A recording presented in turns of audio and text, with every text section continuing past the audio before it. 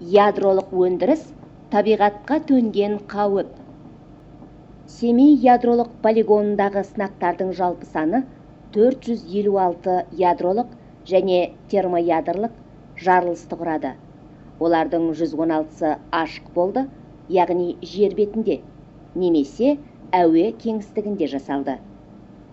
Семей полигонында әуеде және жер бетінде сынақтан өткізілген ядролық зарядтардың жалпы қуаты 1945 жылы Хиросимаға тасталған атом бомбасының қуатынан 2,5 мың есе көп болды. 1949 жылы 29 тамызда таңғы сағат 7-де көз ілеспес жылдамдықпен ұлғайып бара жатқан отты доп кенеттен жер денесіне қадалып, оны шарпып өтіп, аспанға көтерілген.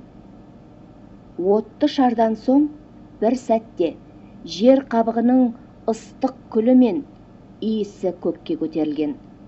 Таяу жерлердегі сирек ауылдарда тұратын адамдар дір ете түскен жер мен жарты аспанды алып кеткен от жалынға таңырқап, үйлерінен қарап тұрған.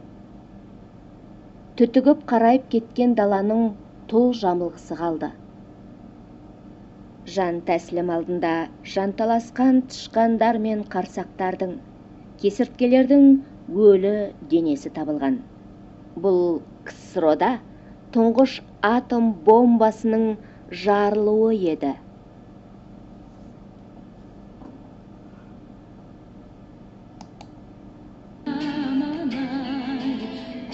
Sileten körge fayda